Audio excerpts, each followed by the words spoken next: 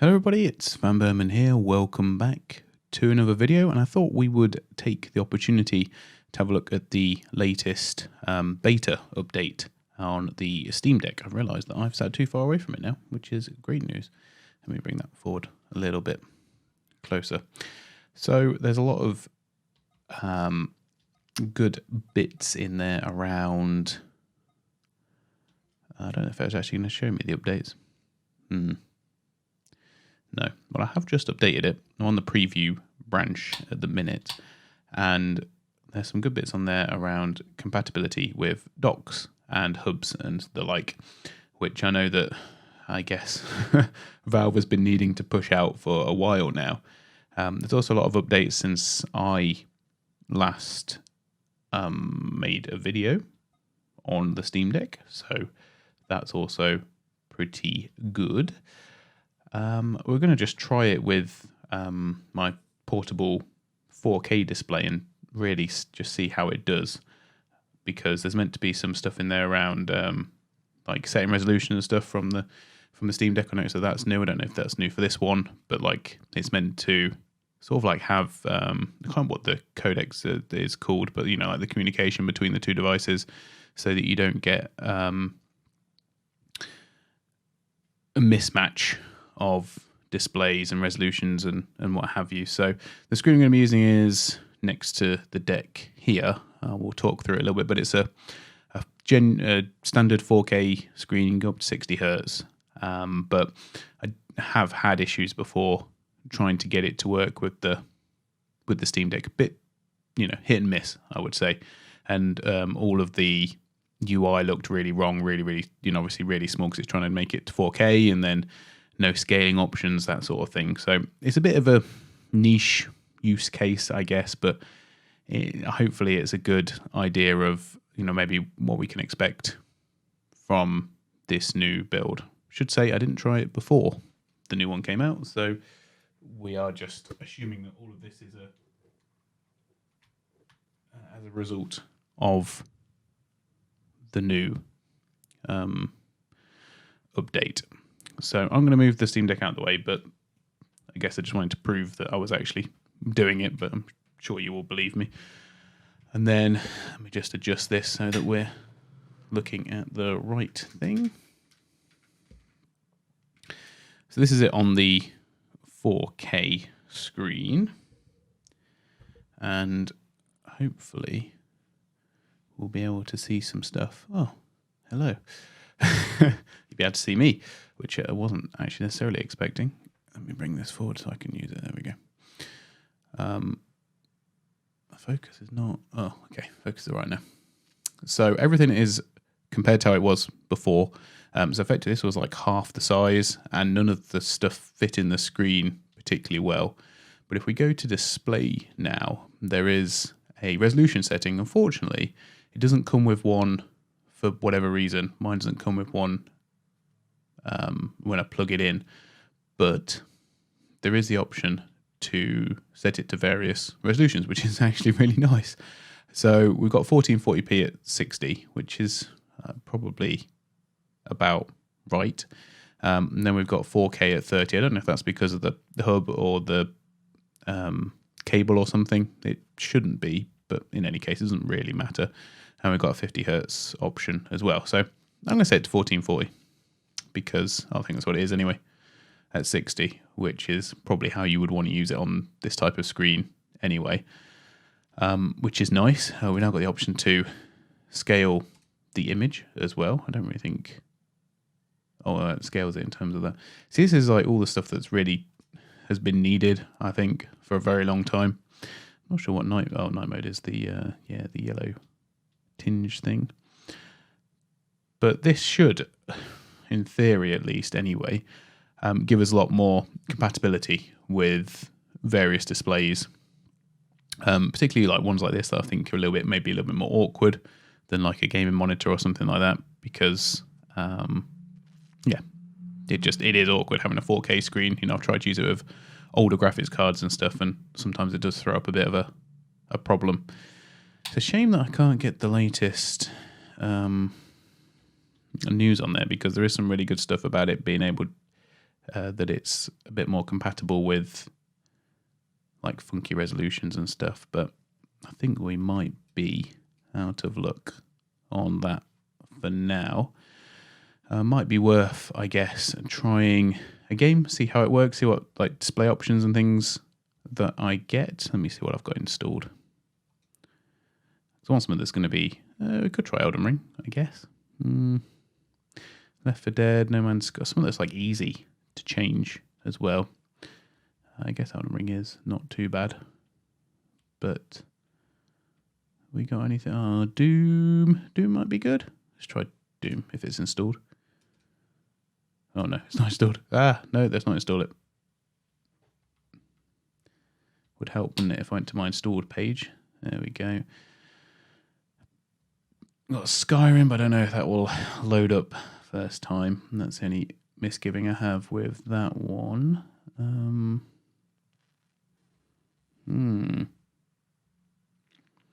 Got Borderlands 2. Oh gosh, you're going to be Elden Ring, isn't it? All right, we'll do Elden Ring. Because I don't think I have like a normal save on any of the rest of them. Oh, there's updates as well. That's nice. So I guess just in the interim, I should say that there is a plan to do a few more Steam Deck videos. Probably not like this though, because I'm getting some crazy reflections off the glossy screen. But probably more along the case of either filming from the Steam Deck itself or doing the internal capturing to my computer, which, yeah, is a lot nice for you guys to be able to see. But I understand that there's a lot of progress being made on the docs and that sort of thing, and I'm seeing a lot more comments around USB-C docks. So it's something that I will try and have a look at. The one that I've got, I've not had any issues with plugging in like external keyboards and mice and things. I must say though, I generally tend to use things like this, which is obviously wireless. So because with it not being wired, it only needs the power of the receiver rather than to power the actual device as well. So if people are using wired keyboards, I'm not certain if that makes a difference or not. I mean, it must do in terms of the amount of power that you're looking to take from the hub, but then, yeah, I don't know. That shaders seem to go a lot quicker than normal. Oh, it's actually got loading bar now as well. So this is how long it's been since I played Elden Ring. This is probably all new, or sorry, usual to a lot of people. I don't know if there's speakers in this monitor. Probably not, but we'll see.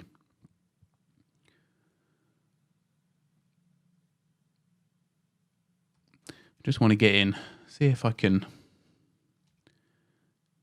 adjust things good when we're in the game. Because another thing that's been happening, or I've seen reported anyway with hubs and stuff, is that it's been like losing connection and that sort of thing, and like screen flickering. I've not been honest, I've not had a lot of that though, in my personal experience. But I guess this monitor, if it's going to happen, the monitors that I own, this is the one where it would do. So, oh gosh, I'm a bit close to that guy, aren't I? Right, well, let's head back to the Spring of Faith, or whatever it's called. Seeing as I am not equipped in any way to fight anybody. So I had a bit of a stutter there. But anyway, let's turn on some metrics. There's a lot of stuff in here actually that I may want to talk about at some point, but for now we'll ignore it. So we're running at 46 frames a sec FPS, standing still. What display options? Okay, so we're running at 720p, and that is as high as I can go. What about borderless windowed? Allows me to go a little bit higher. Oh, okay. I go to 4K. Go on then, let's go to 4K. Let's try and break it. Oh, to be fair, it looks like it's done it. I don't know if it necessarily looks like it's in 4K. It must be. I believe it's gone down to 14 FPS, but okay. I mean, that's certainly better than I was doing before. It looks better in real life, obviously, by the way. It looks quite washed out through the camera. I don't know if changing the settings is actually going to help that much. I could try dropping the ISO. Oh, you know what? That does look better. There we go. Obviously that's not too representative. So let's put it on 1080p, which I guess if you were gonna wanting to run it on an external monitor, that's maybe what you would look to do. That looks alright, to be fair. In fact, it almost seems as if maybe Elden Ring's had a little bit of a performance boost on here. I don't know if this bit is particularly taxing. I know some of the areas later on have more effects and whatnot. I don't really want to get into a fight because I'm definitely going to die. I can't play it like this, that's for certain. One of the things that I'm also saw, because I can't get it up to show you, but one of the things that I also saw mentioned was in terms of there being performance increase. I don't know if that's how they're doing that with presumably a power profile for when it's not docked compared to when it is docked. So I think I'd probably like to try out that as well. But I noticed in the normal update, a lot of the stuff is around refining menus and refining the text UI and that sort of thing. And if I gotta say, it looks really crisp, to be fair. Yeah, you got stuff there, automatic scale UI. I mean, that sort of stuff is all really needed to make it work, make it feel like a proper premium product, which I think it is more and more. I mean, I'm actually really quite happy with this, to be honest with you. It looks quite good. So yeah, because all this is nice now. Before, this was all really I'm trying to think of the word, like just out of ratio, basically. So you would only see like half of this, but it would be really big at that side. And yeah, whereas now it feels a lot more like we're getting closer to it being properly scaled for different resolutions, which I know takes a lot of time and work. I'm not saying that it doesn't at all by any stretch. But yeah, just worth bearing in mind. So I need to think of somewhere where I can stand. So maybe we'll stand in this bush and I will hold it there for 10 seconds or so, see what the average FPS is. It looks like it's 30, 31. Oh no, I need to change it now. Yeah, I need to change it to the resolution of the Steam Deck screen, which will be, in fact, if I make it full screen, so then it's just 720p. 42, 41, 42. Okay. 40. Yeah, okay. I think that's fine. So based on some of the stuff that I've read in terms of the Steam Deck being docked, is that we should now see less performance on the Steam Deck if I undock it. So let's go home, take it out of Elden Ring entirely. I'll unplug the connector. We'll spin around. We'll spin around to the Steam Deck. And I'll put Elden Ring back on. Okay, let's resume. Oh, I did move it slightly then, so my apologies. Is it that much better? I mean, we did see some small dips to 39 when we were on the big screen. Yeah, okay.